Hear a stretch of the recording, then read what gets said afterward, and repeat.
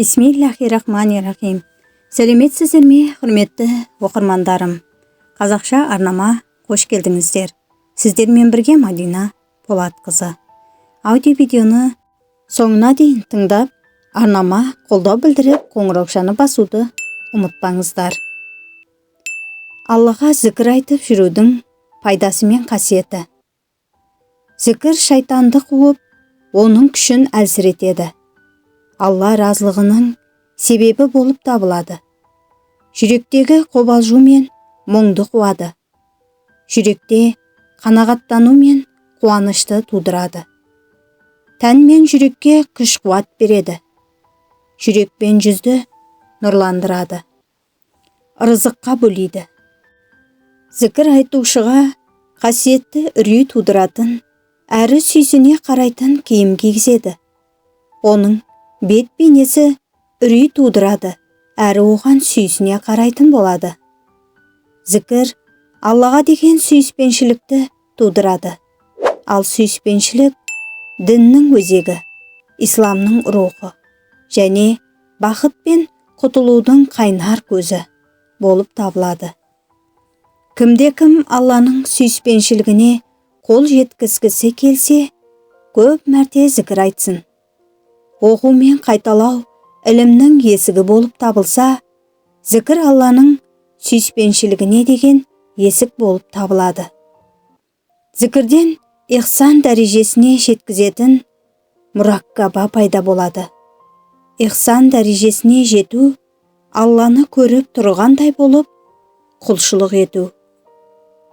Зікір Аллаға жүгінуді тудырады. Осылайша біртіндеп Алла пана болатын, барлық кезде қорғаушы болатын күйге қол жеткіземіз. Әр қиыншылықта жүзіміз Аллаға қарайтын болады. Ол Аллаға жақындатады. Зікір қанша көп болса, сонша жақындық та болады. Зікірді елемеу Алладан алыстатады.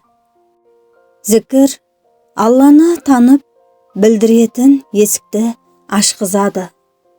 Алла ұлылығының алдында жүректерде діріл пайда болады. Әрі Алланың бар екенін туралы ұғымды қалыптастырады. Алла алдында сені еске түсіретін құрал. Қасиетті Құранда былай айтылған: енді мені еске алыңдар, мен де сендерді еске аламын.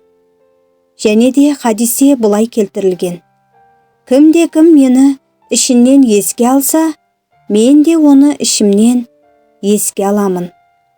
Жоғардағы аят пен хадисте келтірілгендей, зікірдің артықшылығы мен мәртебесіне осы құндылықтардың өзі-ақ жеткілікті. Алайда оның өзге де құндылықтары бар.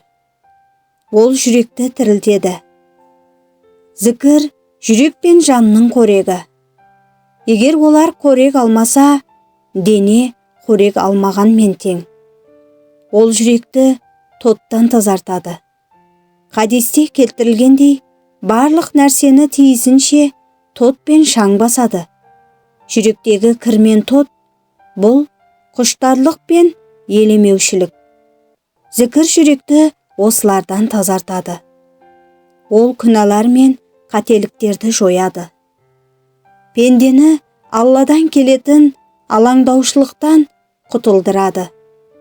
Пендеде көңіл алаңдаушылығы болып тұрады. Ол тек зікір айтумен ғана кетеді.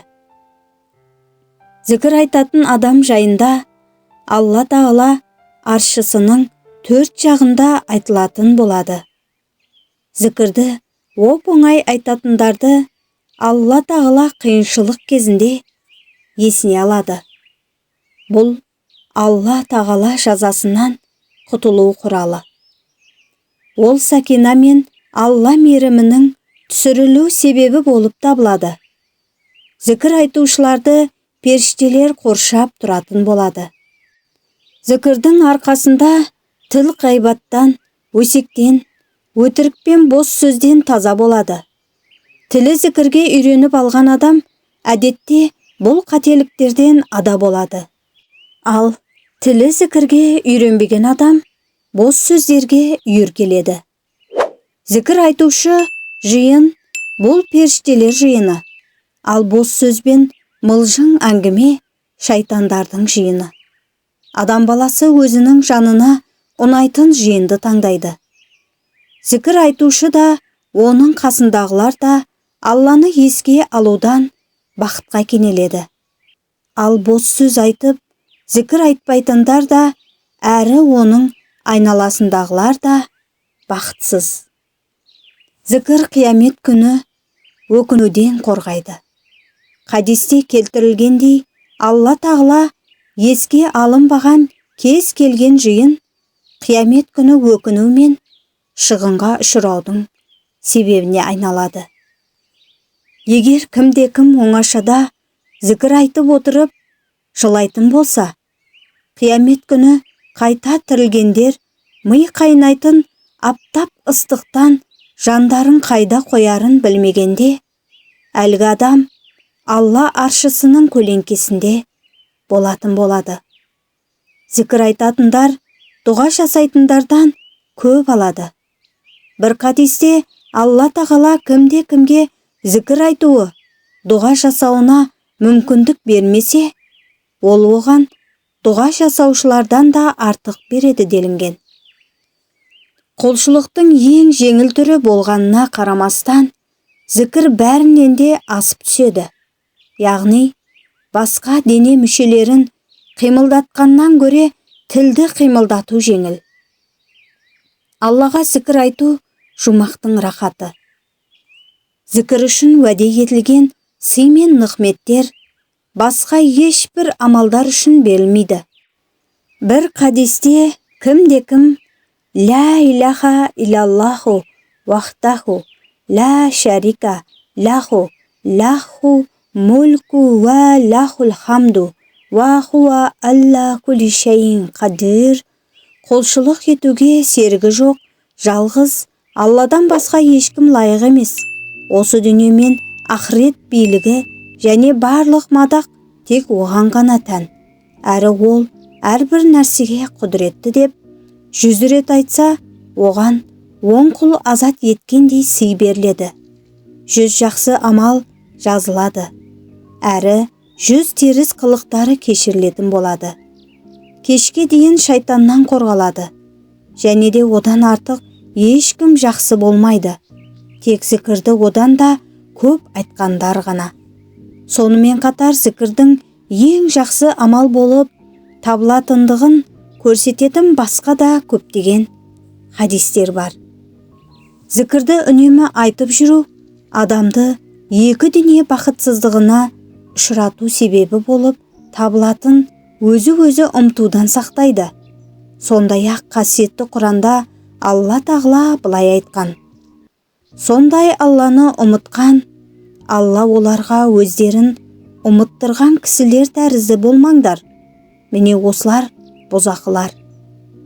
Төсекте жатып, немесе базарда жүріп, денің сау болып, немесе сырқаттанып жатып, қай жерде болмасын айтылған зікір адамның дәрежесін көтереді.